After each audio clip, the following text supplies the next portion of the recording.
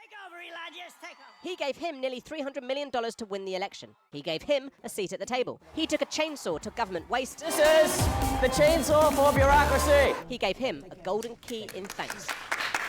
But now the richest and most powerful bromance has come to an abrupt end. Elon and I had a great relationship.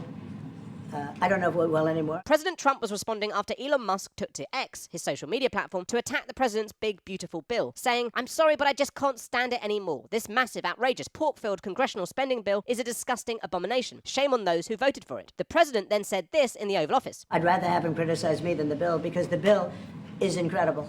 It's the biggest cut in the history of our country. Musk said he'd never seen the bill and then asked whether it was time to start a new political party. Trump replied on his own social media platform, Truth Social. "Elon was wearing thin. I asked him to leave. I took away his EV mandate that forced everyone to buy electric cars that nobody else wanted. And he just went crazy." He then threatened Musk. "The easiest way to save money is to terminate Elon's governmental subsidies and contracts. I was always surprised that Biden didn't do it." That made Musk issue his own threat. Time to drop the really big bomb. Donald Trump is in the Epstein files. That is the real reason they have not been made public. There is no evidence of this. It's an astonishing friend divorce that has already started to rock Washington. What we're hearing and seeing are chickens coming home to roost. I think right now it's just pure emotion. He's very, very frustrated. And when people get really, really emotional, they start saying things that don't necessarily make any sense. You got big personalities. Again, I think Elon crossed the line today. They have Trump crossed the line threatening to cancel his contracts? Look, I mean, let those guys go play it out. Everybody was predicting it when it first began. You've got two gentlemen with gargantuan egos and both appearing to suffer from malignant narcissistic personality disorder. This was never a match made in heaven. Musk had previously voted for Hillary Clinton and Joe Biden, and in many ways his outlook is very much opposed to the MAGA agenda, a billionaire whose companies rely on global trade and a close relationship with China. Plus, given Musk's the man leading the electric vehicle revolution, that goes against a Trump movement that is all about oil and gas. That's why Steve Bannon, one of Trump's longtime supporters and an ardent populist, has always accused Musk of being an opportunist, calling him evil and a techno-feudalist. I tease Elon all the time. If I could turn him from a techno-feudalist globalist to a populist nationalist, we could make some progress here. The first signs of a strain came when Trump began rolling out and rolling back his infamous tariffs, which was masterminded by Peter Navarro, an economic counselor to the president. Musk called Navarro a moron and dumber than a sack of bricks, and he came out vehemently against the tariff agenda in his feud with Trump, saying that they will cause a recession in the second half of the year. It's all come to a head now because of the president's signature legislation, the big, beautiful bill. It's not like I agree with everything the administration does. Musk, whose Department of Government Efficiency, DOGE, has been trying to slash government waste, is against the bill because he says it will simply ratchet up spending. I don't want to, speak out against the administration, but I don't want to. I also don't want to take responsibility for everything the administration is doing. But now he's speaking up and posting all over X. And in this latest fallout, the biggest question is what next? Musk has said Trump should be impeached, and given he's already used his billions to help Trump get into power, now could he use it to get him out? On the other hand, Trump has the power of the government behind him, and he could do damage to Musk's companies, Tesla and SpaceX. And Steve Bannon has said the president should investigate the billionaire, citing claims of Musk's regular drug use. Who knows where this goes or ends, but Musk continues a long tradition of the highs and lows of a Trump bromance. I'll tell you, he's not the first. People leave my administration and they love us. And then at some point they miss it so badly, and some of them embrace it and some of them actually become hostile.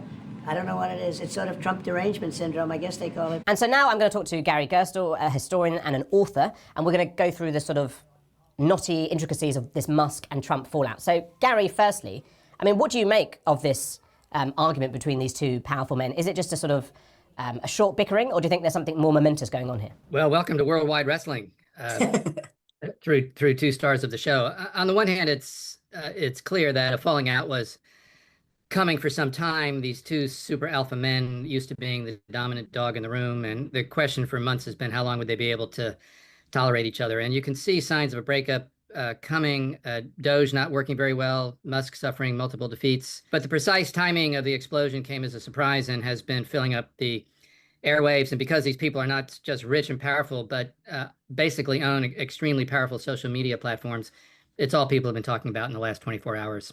Because can you go into that a bit more about the inevitability of this? The fact that, Elon Musk has never been a particularly, easy traveler when it comes to the MAGA movement in terms of his own politics and his own background. Yes, I don't think he certainly was not on the ground for the MAGA movement from its inception. He was a pretty fierce critic.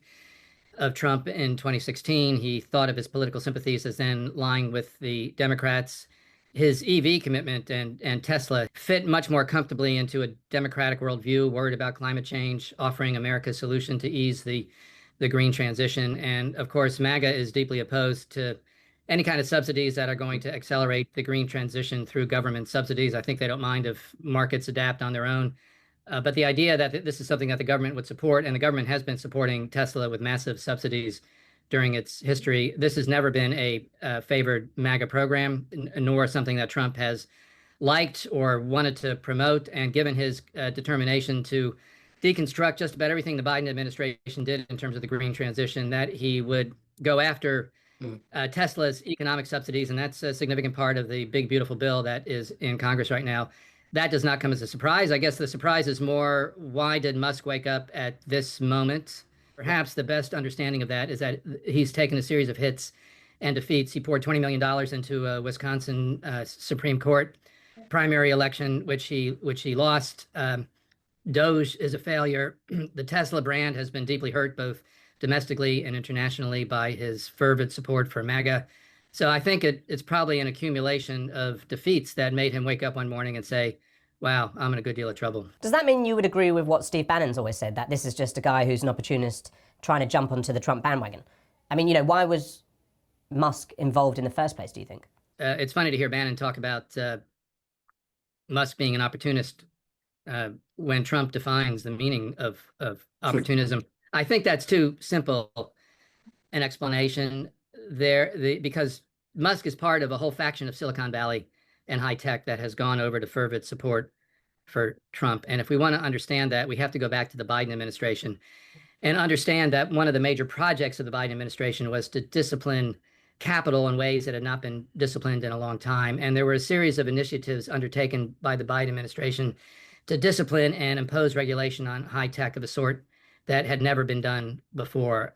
So I think understanding Musk's turn is best understood if it's put in the context of anger at the Biden administration for imposing on these high-tech lords a kind of regulation they had never experienced before. And that has brought Musk into a closer alignment with other major figures in Silicon Valley, such as Peter Thiel and Jeff Bezos and others. So I think it's wrong to see this simply as a matter of opportunism. It's better to see this as him beginning to realize that the interests of his high-tech initiatives, and I would include Tesla in that, would best be served by an alliance with Trump rather than fighting him, as historically had been the case. Does that mean, just briefly, that as big a blow-up this is, if we think it is, this isn't a big reversal in terms of more broadly what we're seeing when it comes to the tech bros, the oligarchs, being closely aligned with a Trump movement, which is very much about deregulation? I think it would be premature to say that indicates the breakup of the alliance between Trump and the tech lords. And also, Musk has always been something of an outlier. Also, the fact that he's moved a lot of his headquarters out of Silicon Valley and Northern California into Texas indicates a certain distance from that tech world. So I think his relationship to the rest of that techno-libertarian right has always been a little problematic, and Musk by nature is deeply a loner. So I think the tech lords are going to continue to ally themselves with Trump because crypto and AI have become so crucial to them and their future, and they want to be released from all forms of state regulation, although they do not want to be released from forms of state subsidy because they want state government subsidies for their AI ventures, and they need help in that regard.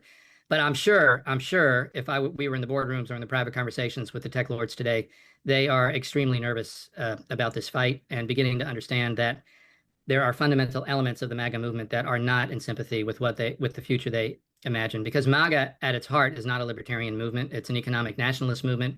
It actually wants government to be deeply involved in the economy, to reshore manufacturing and bring back better jobs for working class Americans. And the techno-libertarians have no interest in that. That is not the kind of future that they want to invest in. Which is why, the MAGA movement more broadly has been quite happy to see Musk cut off from Trump and the White House.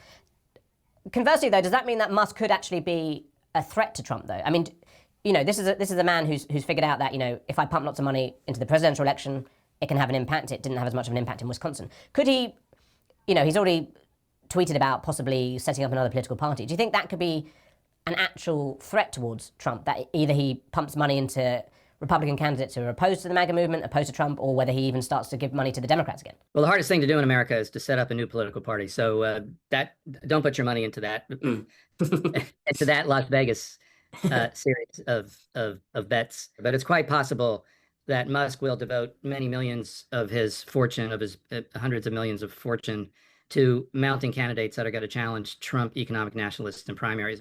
And I think Trump and Musk had already committed $100 million to helping Trump with the 2026 primaries. And it's quite possible that that $100 million will now be invested in candidates in the Republican Party, or maybe even some Democrats who oppose Trump. And I think Trump must be worried about that. I do think Trump still holds more of the cards. Musk can create a lot of trouble for Trump, but Musk does not have a genuine political base. He does not have a MAGA base. He does not have another base.